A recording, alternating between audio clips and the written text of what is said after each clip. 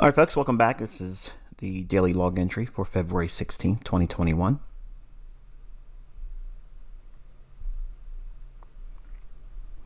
All right, real quick, I have your attention. So I want to do this at the beginning of the video, and I promise I'll be very, very brief. I'm getting emails from folks that are in month one are asking when should they be making their month two payment. And I have others that have already made their month two payment saying they're missing their month two content. As I outlined in the beginning, before anyone actually enrolled, in the details, in the video I had on YouTube that people watched, and also in my email that I sent out to everyone that was interested in joining, you're paying for, with month one, the entire month of February.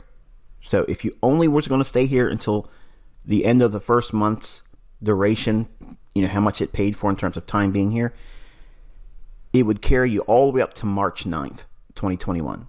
If no payment is received by that date, then your access is removed. Okay. So if you made month two payment already, following the instructions that's found on the form, that payment will sit idle until we get to the 27th of February, because that's when our next billing cycle is. So when is month two content released to new members? February 27th, month two content is released to those who paid. Now I'm asking, like I mentioned this before, if it's possible for you to pay early, we ask that you consider doing it. Please do not set up automatic payments through PayPal. And the reason why is there has to be a payment note that I give you each month. It has to say the very specific things I'm asking for. If you don't send your payment with the proper payment note that I'm asking for, we do not process the payment, we refund it. And it will be subject to a $10 administration fee, which is also included in the second page of your agreement for those that enrolled. Add a member saying that, you know, you didn't say this. It's in the top of the second page. Okay. When is month number two payment due? It's due technically March 1st, 2021, and no later than March 9th, 2021. If your payment is not made for month two by March 9th, 2021, New York time, all your access will be removed. That means what you have paid to have access to, you don't have access to that just simply because you paid. It's just like Netflix. It's the reason why I described it the same way before you enrolled. Just like Netflix, if you do not pay, you cannot watch those movies. Well, the ICT Netflix doesn't make itself available to those individuals that have not paid the next month's payment. And you can't watch videos that you've already in your mind think you paid for. No, you are paying access to me each month. Okay. If you paid month two already, what happens now? Your payment will sit idle. Nothing's going to happen. You don't need to pay again. But on February 27th, the billing cycle begins, and my staff will start processing the payments in the order they were received. Okay. If you paid early, chances are you're probably just going to see at noon on February 27th, New York time, month two content will just appear in the form. If it doesn't, just hit refresh and clear your cookies.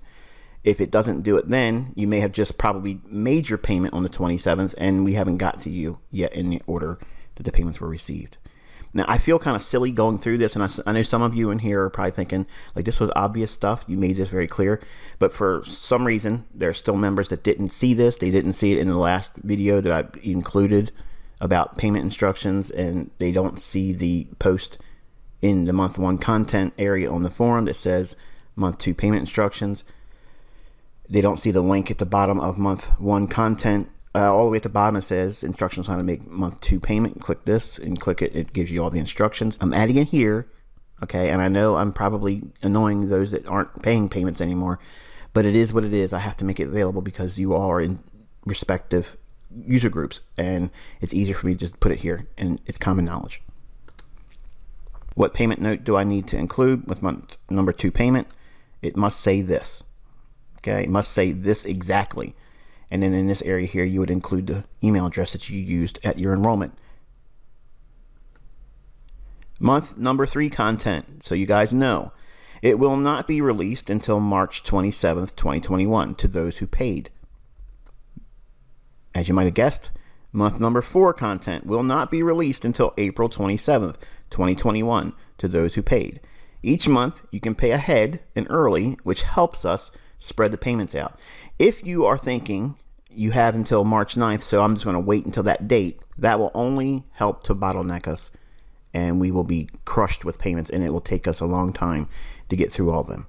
Okay, so be considerate if it's possible. Try to make the same payment date every single month. So whatever you paid the last time for your month 1, use that same date each month. If you do that, everything else will work itself out. But if you set up automatic payments through PayPal, that's going to be a problem because you're not including the payment note that's required. So if you set that up, and I've had some people already say, I've already set it up, it's automatically going to get taken out. Don't do that, because you're going to create a problem where you now have to pay $10 to fix an error I'm telling you that this is going to create.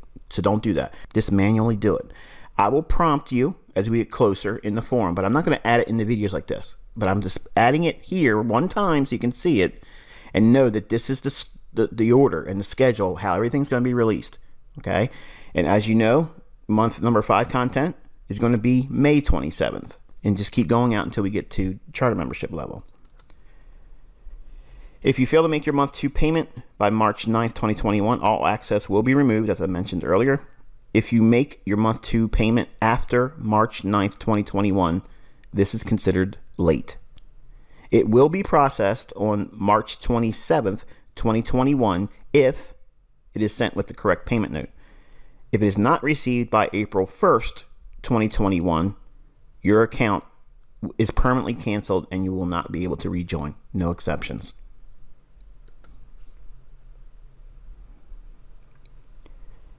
I appreciate your patience while I went through that. Hopefully it has cleared up any confusion or uncertainties. Euro dollar 5-minute chart, February 16th, 2021. All right, so we had a buy side liquidity pool in the last update. That level is extended out in time. You can see that we did make a run of 20 pips above that. So we expanded to buy side liquidity in the form of a 20 pip sweep above an old high. It reached it during the New York Open.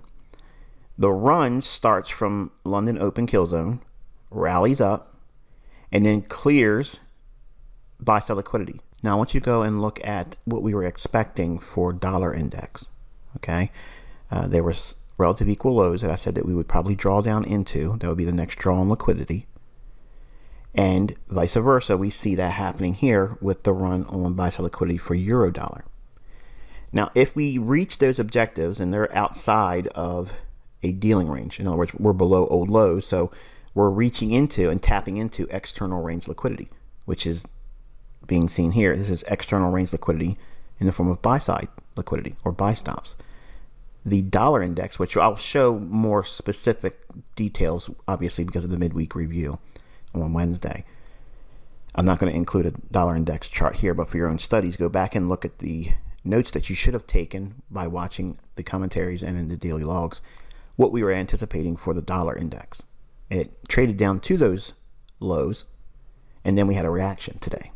So that also is a mirror image of what we see here in the euro dollar. And then we had the market trade lower down into a fair value gap. Now this is a fair value gap that you knew about yesterday. So project that out in time. We trade down into it here.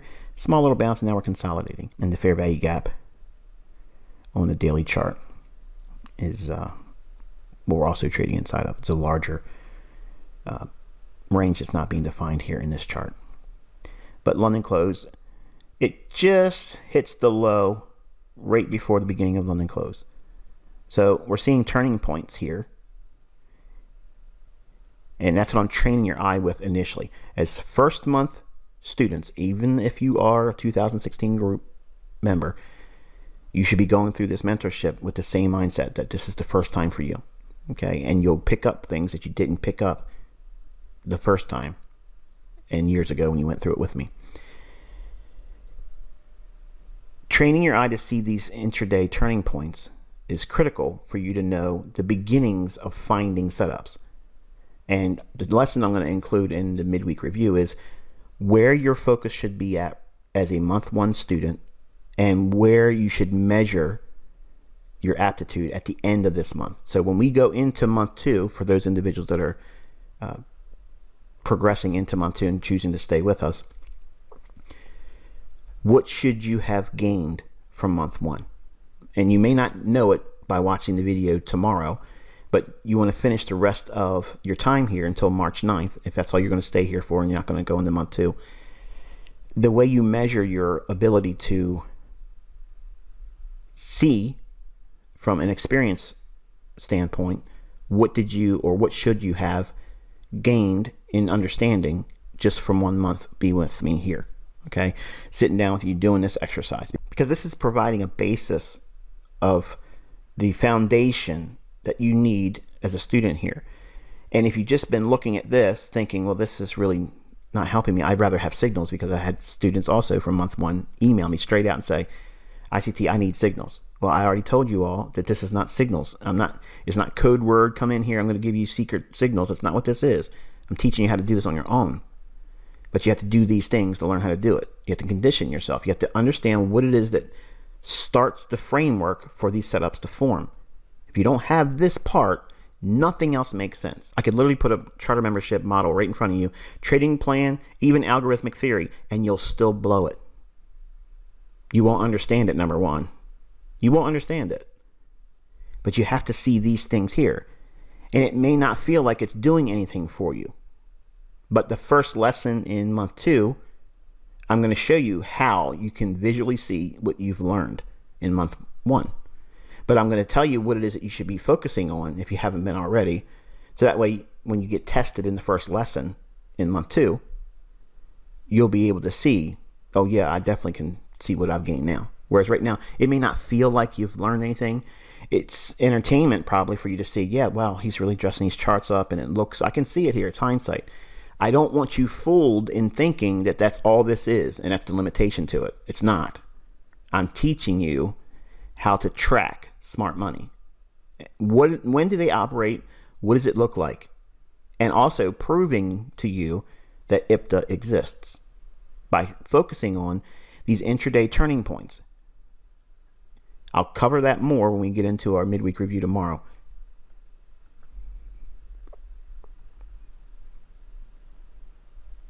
All right, pound dollar, or cable as we call it, 5-minute chart.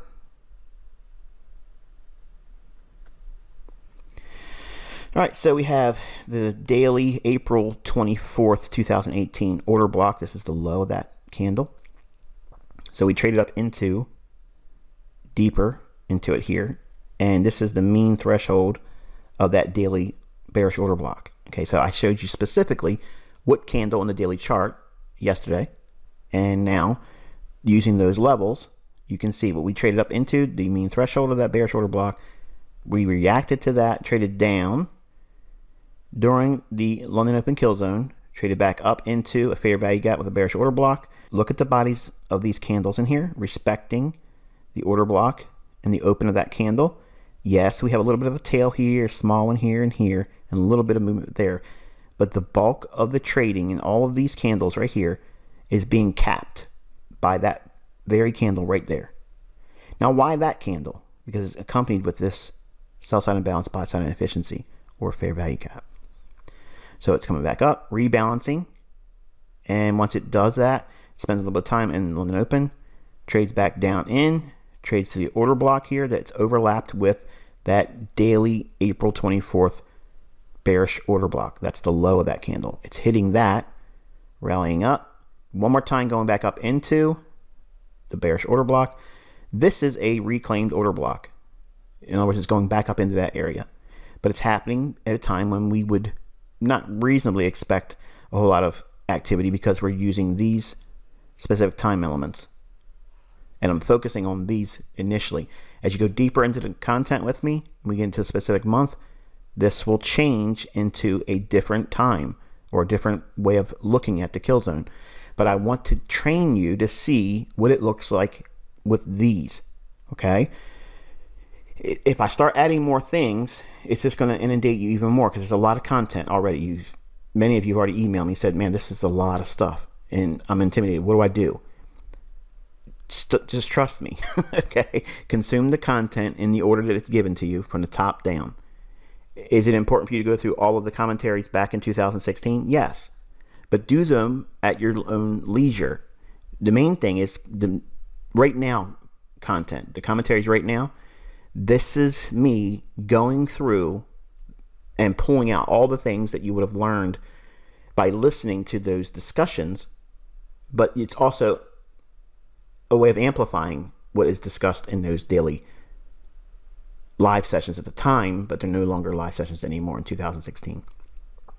So the 2016-2017 daily commentaries that I was sitting down and literally talking over top of the charts, that was me pantomiming what it would be like for you to be sitting in front of the charts, things that would come up in your mind. It wasn't me sitting down and trying to trade in front of everybody. And a lot of you that have seen those videos may be thinking to yourself, well, this is like ICT before you knew how to trade. No, I'm showing you what it would be like. This is what it would be like for you to go through the process of doing it. The things I discuss are important because I'm teaching a lot. You don't think I am, or even see that I am, but they are lessons tucked in all that commentary. I'm not trying to say, okay, right now, this is where you write down this secret thing that I'm talking about. I'm just speaking from experience. And I'm also trying to forecast a level of barrier that you're probably going to encounter at that time and what you do with it. Mindset. I got a lot of questions from folks that are asking me, hey, can you cover mindset? I'm in month 1. I'm taking trades and I just took a loss. I was surprised by Eurodollar today. And well, first of all, you're failing right there. You're failing. You're doing this all wrong because you're trying to take trades, even with a demo account. Don't do it until you know what you're doing. If you're in here with month 1 and you're trying to trade, even if you made money, please don't send me your high fives. I don't want that because I'm angered by that because it means you're not listening. You're going to be tricked into thinking you know something because you watched something in a video by me. And just by watching it or hearing it, it gives you a false sense of security. And you feel like Superman. You go out there and you you try to fly before you're ready and you crash. And then that damage psychologically is so formidable for me as a mentor to overcome. You stunt your growth. And 2016 group did that to themselves. They did not listen, and that's why these same individuals are still having problems because they have tried to trade from the beginning of the mentorship back then, and they have picked up bad habits, and they can't beat it. They can't correct that because it's ingrained. They're fearful. They're fearful of doing it again. They're fearful of, what if I do it like he says now, and I put all this effort in and I still don't get it? What a waste of time. Okay, well, waste your time not doing it and see how that works out for you. Nothing's going to change or improve until you do the things I tell you to focus on and eliminate the things that I tell you don't worry about right now. Trading is not important at this moment. Period. You have to be bored with this. Bored to death. If you're trying to say, well, you're talking too much and you're boring me, you aren't never going to be a trader. And I'm talking to the Joe, okay, that's in those chat rooms that is complaining. Oh, he talks too much. I'm bored. I'm bored because you don't know what you're doing and you're lazy. And I don't care if that makes you mad. You need to hear that. That's your issue, not my issue. That's yours. I'm telling you how to find these setups. I'm telling you where they're going to form. And I'm proving with exercises for you to go in, because this is something you're going to do in your charts every single day, the rest of your life, if you're going to be a trader. If you're not going to be a trader, then you're right. This is a waste of time. You go out there and guess. Put some indicators on your chart. Maybe you'll get lucky like I did for 9 months. And maybe you'll be smart enough to stop when you had the most money and just walk away from it all. But nobody does that. I didn't. I thought I was going to keep going up, and I was going to prove to the world I knew everything with nothing. I knew nothing. So it's important for you to submit to these things. Practicing, make this a daily meditation. It's a meditation over price charts where you just constantly annotate and you see things. already some of you are already reporting to me, and I'm asking you not to email me. And some of you just say, I know you said not to email you, but I can't help it. Okay, well, this is an exercise in discipline. Exercise discipline and don't send me emails, okay? I already know this stuff is amazing. I already know what you're learning is fun. I know. And save all of that until you get to the forum. When you can post in the forum, I would love for everyone else in your respective group to be able to see what your reaction was and talk about it. You'll have an opportunity to create a thread in the forum, and it'll be just your thread. It'll be, your little journal area where you can share all of the discoveries that you had and what it felt like. I would like to see that. Other members would like to see that. But you don't need to send me that stuff right now, okay? But many of you are reporting that you're already seeing the importance of looking at time and price like this. You already know that you're not seeing the turning points before they happen, but the benefit of seeing how it's consistently being done every single day, you can see these turning points occurring. And that is important, because if you can identify that right now, early on, everything that I give you going forward will build on that foundation. But if you don't have the belief system in the sense that the time of day element that I'm teaching you is a major factor, then nothing else is going to help you improve, because this is the most important thing. This is the reason why I have you doing it the month one, starting you right off the bat, showing you what mine look like each day, so that way you can grow in your understanding and focus on the things that are most important. There's other things in this chart that maybe you have annotated. That's okay. But if you have some of these things, if not all of them, then you're going in the right direction. That's all you need to be worried about right now. But over time, the pattern recognition and the repetitiveness of seeing it over and over and over again, it starts being ingrained in your mind. And then you'll start seeing it in charts before they paint. You'll anticipate certain things occurring because you've seen this type of thing over and over and over again for weeks. For weeks now, you've been doing it. So we have a sell-side liquidity pool here. After running up into the bearish order block and fair value gap, reclaimed order block between the kill zones, it trades down. When we get into the New York kill zone, it does what? It trades right back up into the bearish order block. These up close candles, I'm focusing primarily right on the bodies of those, or this candle specifically. That's what I'm aiming for with that line. So it trades up into that for optimal trade entry. So this is a New York session optimal trade entry inside of this level and this level, which is that April 24th bearish order block on the daily chart. That was a level I keyed off of and told you I was going to reach up into. Well, now we've seen price come out of it, come back up to a bearish premium array, and shows a willingness to do what? Isn't this displacement in price? Doesn't this show a willingness to want to go down after it goes into this level here? Yes. That's what you're training yourself to see.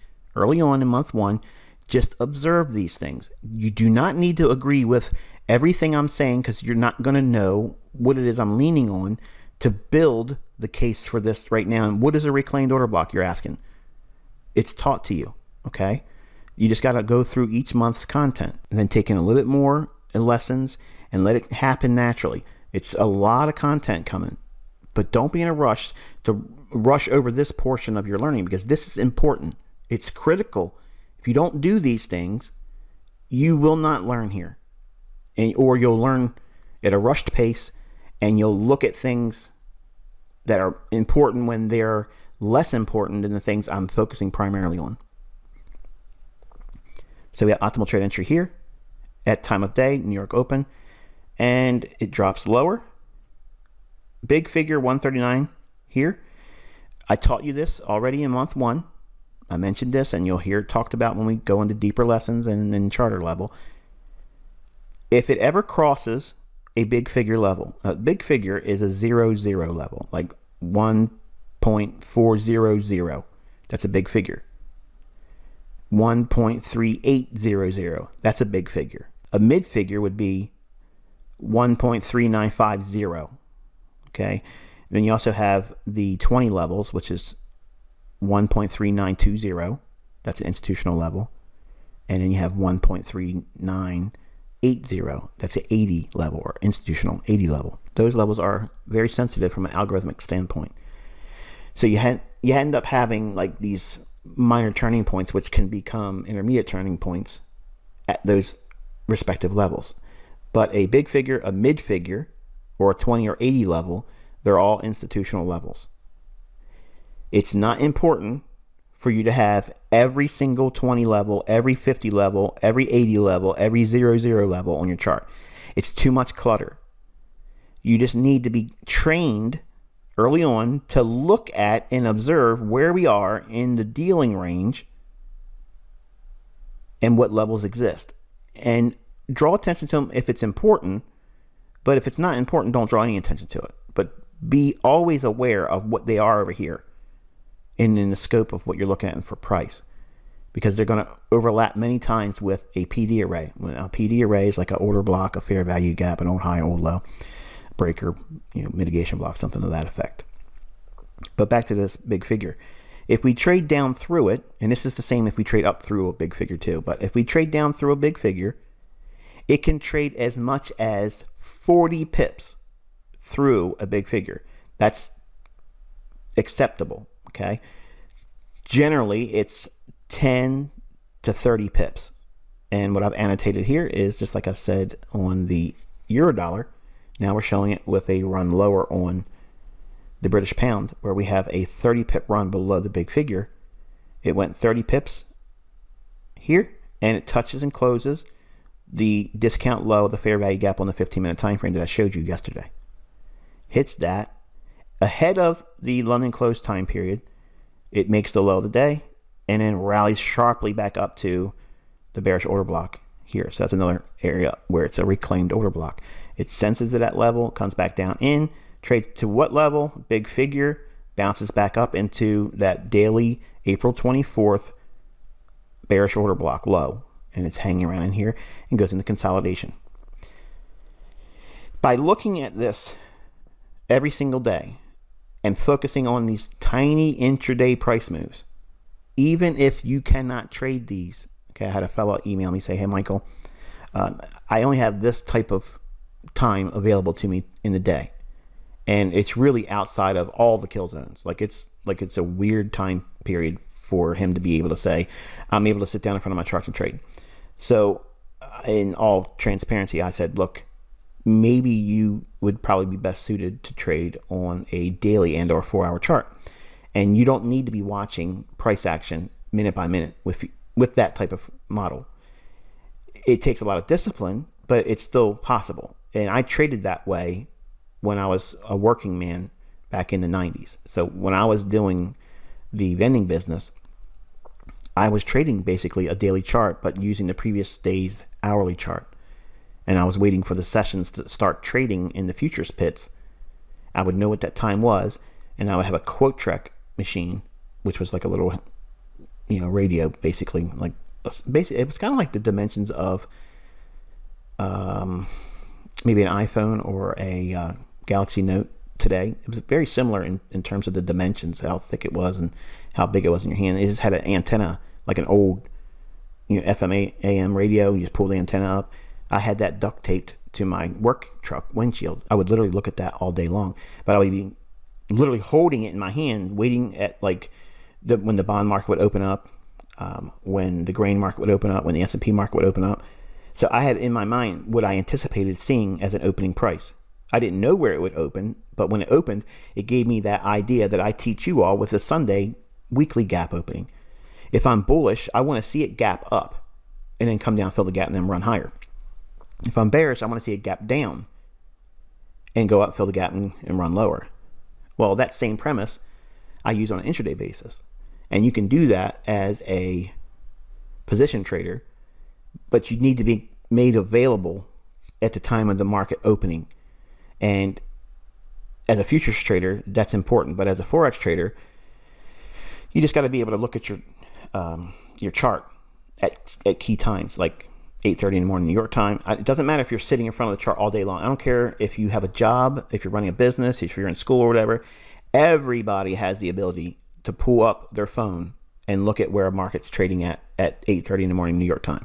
Everybody can do that. If you're sleeping, you can set an alarm. Okay, I did those things, but you're going to make sacrifices. You're going to have to, and if you can't, then maybe trading isn't for you. Okay, and that's That's it. Do I teach ways for you to trade without having that? Yes. But you're going to have a whole lot of uncertainty. You're going to have a whole lot of learning curve ahead because you're trading with larger time frames. And if it doesn't pan out for you, you have to wait a while before the next one. So that's why I don't trade like that. And I don't teach that heavily, because no one would have the confidence or the patience, really, and me included at the top of that list, to endure teaching that time frame. So this is the reason why we are all looking at a 5-minute chart.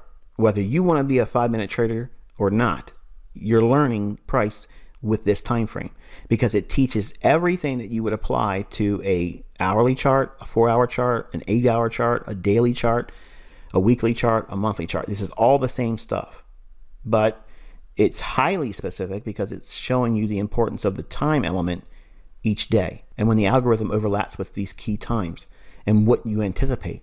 Okay, so the question is going to be is how could you have avoided, because I had a member email me because I got burned this morning on ICT with Eurodollar. Is there any way that we could have avoided this? Well, I'm going to cover that in midweek review, but you already knew what the dollar was reaching for. So if it's going to reach into those relative equal lows, what can happen in that instance? And I'll teach a little bit about that tomorrow in our midweek review. Until then, be safe.